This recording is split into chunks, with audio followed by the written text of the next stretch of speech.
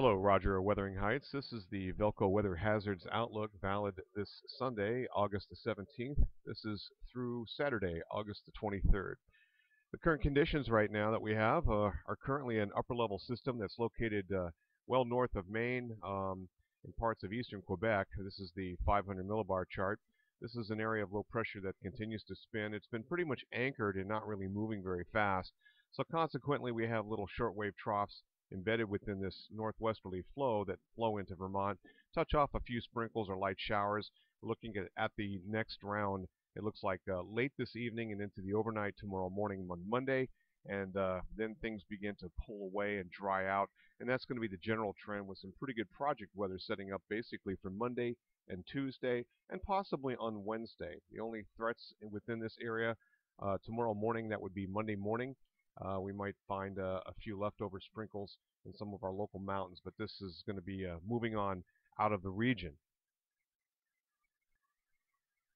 And one of the other points here is that temperatures will be suppressed. We're looking at cooler flow coming in out of Canada, a little bit of leftover moisture in terms of some low-level cloudiness, most of the precipitation exiting with that second or earlier shortwave trough, and a weak cold front has also moved on through. So temperatures upstream a little bit on the chilly side for this time in August. In fact, it's temperatures that are actually more representative of around early to mid-October. And again, this flowing in out of Canada. And what that's done is suppressed a lot of the real warm temperatures and areas that have instability. That's the shaded areas you're seeing here that could produce thunderstorm activity. Looks like this is going to be well south down toward the Washington, D.C. area. Not really looking at any weather hazards for the utilities here. The general run is that we see a little bit of precipitation in this early part of the period. We're talking Sunday into the mid-afternoon or so, and then things begin to dry out. Another little bit of precipitation that works on through. But you can see as we get into Monday morning, things are that light green, we're talking about a hundredth to about a tenth of an inch is going to be pulling away from our region. And conditions start to improve as we get into Monday. It looks like Tuesday, and the next potential for precipitation doesn't really get in here until Wednesday. Right here, this would be basically Tuesday night. Keep an eye on the Great Lakes, and you'll see some of that precipitation with a weak weather system working in from southwest to northeast. It does look like it will overtake the region, and more unsettled weather it looks like later in the week, but nothing to write home about. Precipitation fields are really not that plentiful. Here's accumulated precipitation fields. Now this is, of course, earlier back on Sunday morning, but we're seeing really not a major amount of precipitation as things dry out. It looks like for the early to mid part of the week, and then begin to pick up as we get into the later part of the week. By the time we get in basically into on next Sunday into Monday, we're looking at that's through Friday. It looks like getting through the day here. And then eventually by 18Z Saturday, that would be 2 o'clock on Saturday afternoon, and into Sunday, we're only looking at really nothing really major in terms of precipitation. This is the European model. And basically, we're talking about a half inch to about 3/4 of an inch statewide for the state of Vermont. More precipitation, of course, off to the north and west of us. And then checking the latest this is what the latest NSEP folks think. Basically, for Vermont, we're talking about 25/100ths of an inch to a half inch. A little lower than what the European model gives us, but overall, nothing real exciting in terms of precipitation out through next weekend, ending on Sunday. Looking at temperatures, nothing real major here as well. We're looking at near normal temperatures, starting out cool and then getting a little bit warmer than normal, with the overall average basically the 1 through 5 meteorological output statistical means. Maximum temperature anomalies, these are the daily highs, basically issued through Saturday.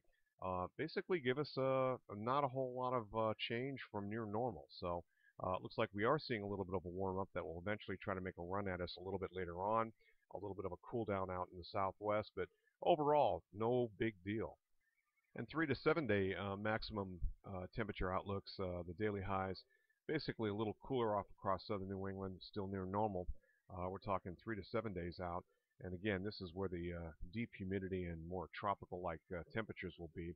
But we have these kind of consistent upper-level lows that kind of push in that slightly cooler weather. There is a big surge of much cooler conditions across much of the western half of the nation, as indicated here. That'll be happening as we get into next weekend, mid to late week, and on into next weekend. Here's the daily high temperatures, the low temperatures at night, and you're seeing temperatures running just a little bit below normal, basically in the upper 60s for highs on Sunday, mid to upper 60s anyway. And again, this is centered on the Montpelier area, about mid-state. And overnight lows basically 50. We have a little bit of a cooler scenario setting up, it looks like, for basically Tuesday morning. Monday night, Tuesday morning, but temperatures rebound nicely into the mid-70s, and we're looking at temperatures 75 to 80, and they kind of basically level off. So net cool here, net warm here equals temperatures near normal by this coming weekend. And this is also a period where we'll see no thunderstorm activity, or not anticipated. There could be a couple very sparse strikes, but nothing in terms of anything to worry about. If it's going to happen, it's going to be late in the week. As dew point temperatures running about 55, take a little bit of a dive. Things dry out as we get into Tuesday with that good fair weather period. And then those dew point temperatures do climb back up almost into the vicinity of 60 per the National Weather Service, the green line you're seeing here. The GFS model wants to really jump that up. It looks like on Wednesday evening. And so we'll have to keep a close eye on any kind of potential thunderstorm activity, as this is fuel for storms to start to work in. I'm not anticipating any weather hazards, though, in terms of thunderstorms, really right through Saturday. And currently in the tropics, looking at the National Hurricane Center 2-day graphical outlook, the only thing that we have going here is a 10% chance for this system here. This is a pretty weak one. It does look like they're anticipating this to get into an area that may allow for a little bit better development down the road, but this will be a long ways out. So in the tropics, really nothing to worry about this period. So in summary, here's the GFS ensemble forecast precipitation. Really nothing going on with good project weather, just a few trace amounts. It looks like into Sunday night and early Monday morning. Then things improve, and our next concerns happen, looks like a little bit later around midweek, and then continuing into the end of the week. But again, nothing major in terms of precipitation.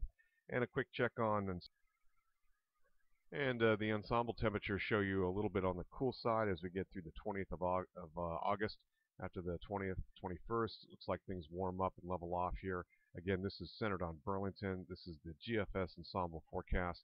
All in all, really no hazards to worry about for utilities. We'll keep a close eye on any developments, especially for the late part of the week. Roger Hill, Wuthering Heights Consulting. Thanks for watching.